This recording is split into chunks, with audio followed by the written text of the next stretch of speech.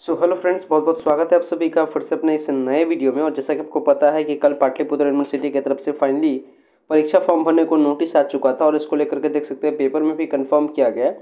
और इसके अकॉर्डिंग एक दो बात बहुत ज़्यादा कन्फ्यूज कर रहा है स्टूडेंट्स को कि भाई कौन फॉर्म भर पाएंगे, कौन फॉर्म नहीं भर पाएंगे। और लगातार इसको लेकर के कमेंट्स भी आ रहा है, तो इस सवाल को मैं इस वीडियो में इसका जवाब मैं दे रहा हूँ कि आखिर भाई फॉर्म कौन भर सकते हैं, फॉर्म भरने के लिए एलिजिबल कौन कौन से हैं। और साथ ही साथ ये भी बात करेंगे कि अब आपको पढ़ना कैसे है, क्योंकि टाइम आपके पास कम है, कैसे आपके स्ट्रेटजी सेट की जाए ताकि आपका ये जो आपका एग्ज़ाम है ये अच्छे से क्लियर हो जाए। चूँकि ये आप जो आपका जो सिस्टम है ये आप कौन है, आप ओल्ड सिस्टम वाले मीन्स आप पुराने सिस्टम वाले हैं। अब जो 2023 से एडमिशन का प्रोसेस हो गया वो सेमेस्टर 1, सेमेस्टर 2, सेमेस्टर 3 ये वाला सिस्टम है, सेमेस्टर वाला सिस्टम है। और जिनका 75% अटेंडेंस नहीं होता है उनका फॉर्म कैसे भराने की क्या प्रोसेस होगी पूरी बात करेंगे। सो गाइस, अगर चैनल पे पहली बार विजिट किया हो चैनल को जरूर सब्सक्राइब कीजिएगा ताकि इसी तरीके के इन्फॉर्मेटिव कंटेंट आपको मिलता रहे। स्टार्ट करते हैं इस वीडियो को और चीज़ों को समझते हैं। ये सब इन्फॉर्मेशन हम लोग जान चुके हैं। पैसा क्या लगेगा, 9 से 18 तक फॉर्म भरने का डेट है, दीज आर ऑल डिस्कस्ड, ये इंपॉर्टेंट नहीं है। अब जो इंपॉर्टेंट है इसके बारे में समझिए। तो देखिएगा इसमें क्या क्या है। नंबर 1 पहला बात करते हैं कि भाई फॉर्म कौन भर पाएंगे, ये बात करते हैं। देखिए इसको हम पार्ट 1 रखते हैं, यहाँ पार्ट 2 रखते हैं, यहाँ पे पार्ट 3 रखते हैं, 3 पार्ट में रखता हूँ। देखिएगा अगर आपका पार्ट 1 में प्रमोट है, अगर आपका पार्ट 1 में प्रमोट है तो जान लीजिए कि आप पार्ट 2 का फॉर्म भर सकते हैं। ठीक है, अगर आपका पार्ट 1 में प्रमोट है और अगर आपका पार्ट 2 क्लियर भी है और तो आप पार्ट 3 का फॉर्म नहीं भर सकते। मतलब कहने का मतलब अगर आपका पार्ट 1 प्रमोट है या फिर कहिए पार्ट 1 में आपका अब्सेंट लगा है, ठीक कुछ भी लगा है, पार्ट 1 में अब्सेंट है या प्रमोट है, आप पार्ट 2 का फॉर्म भर सकते हैं। पार्ट 2 का फॉर्म भरने में कोई दिक्कत नहीं है।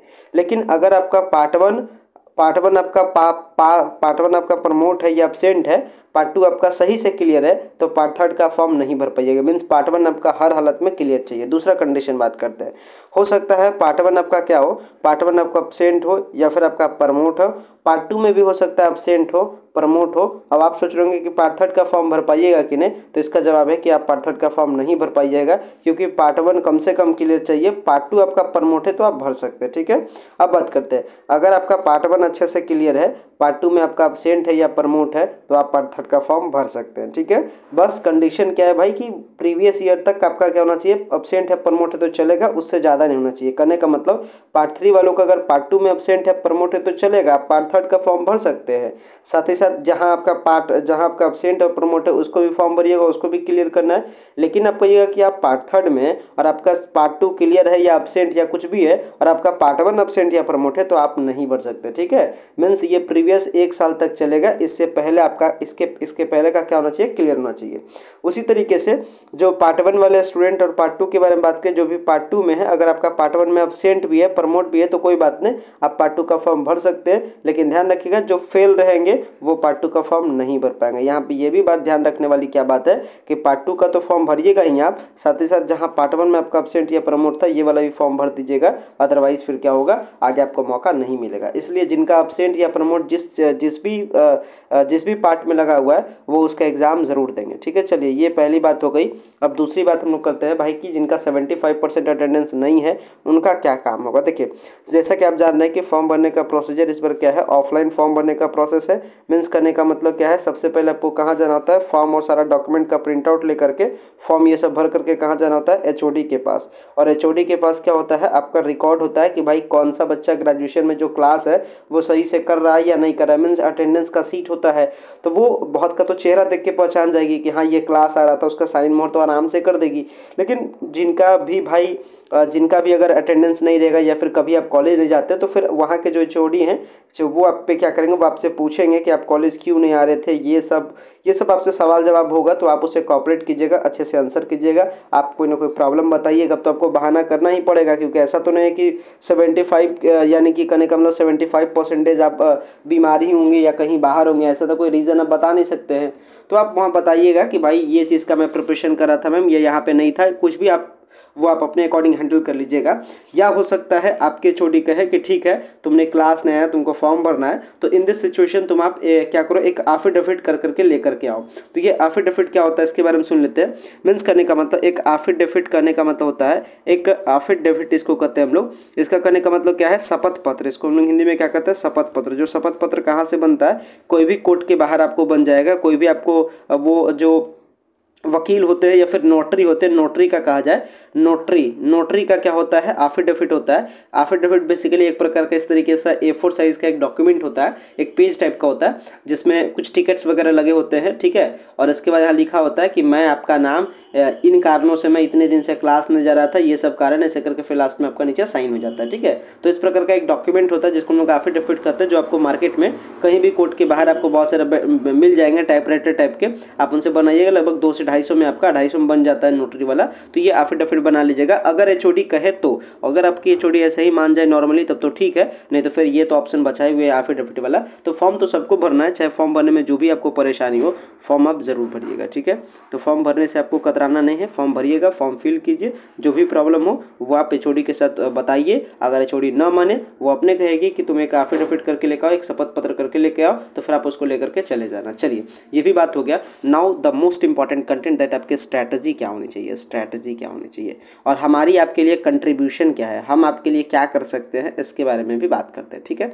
चलिए देखिए, ये पार्ट 1 हो गया, ये पार्ट 2 हो गया, ये पार्ट 3 हो गया। अपनी जो सपोर्ट होगी वो तीनों के लिए होगी। पहले ये स्ट्रैटेजी सुन लीजिए, स्ट्रैटेजी क्या सेट करना है, कैसे आपका एग्जाम में अच्छा नंबर आएगा। देखिए पहली बात आपको क्या करना है, सबसे पहले कंटेंट क्या करना है, पहले सबसे पहले अच्छे से सिलेबस को समझ लीजिए, क्या क्या पढ़ना है। इसके बाद PYQ का इंतजाम कर लीजिए, पिछले साल का क्वेश्चन क्या पूछा है, सिलेबस से आप उठा लीजिए, यानी प्रीवियस ईयर के क्वेश्चन पेपर को देख करके सिलेबस से मिला लीजिए कि कौन कौन टॉपिक से क्वेश्चन ज़्यादा पूछता है। मीन्स सिलेबस को शॉर्टलिस्ट कर लीजिए, मीन्स सिलेबस को छांट दीजिए कि सिलेबस का कौन कौन टॉपिक इंपॉर्टेंट है। इसके बाद PYQ का आइडिया लगाइए कि कौन कौन सा क्वेश्चन रिपीट करता है। कुछ क्वेश्चन आपको बहुत ज़्यादा क्वेश्चन, कुछ क्वेश्चन रिपीटेड रहेंगे और कुछ क्वेश्चन अल्टरनेट होते हैं, ALT होते हैं। मीन्स करने का मतलब जो क्वेश्चन 2021 में पूछता है वो 22 में नहीं पूछेगा, वो 23 में पूछेगा। तो इस बार 2024 है, अल्टरनेट मोड में क्या हो सकता है, या तो 22 वाला का पैटर्न रहे, यानी किसका अल्टरनेट पैटर्न है ये आप पकड़ लो। इसके बाद क्या कर लो, इसके बाद अपना टारगेट सेट कर लो। इसके बाद आप अपना टारगेट सेट कर लो कि भाई हमने शॉर्टलिस्ट तैयार कर लिया, सिलेबस से हमने तैयार कर लिया कि ये सारा क्वेश्चन क्या है आपके लिए इंपॉर्टेंट है।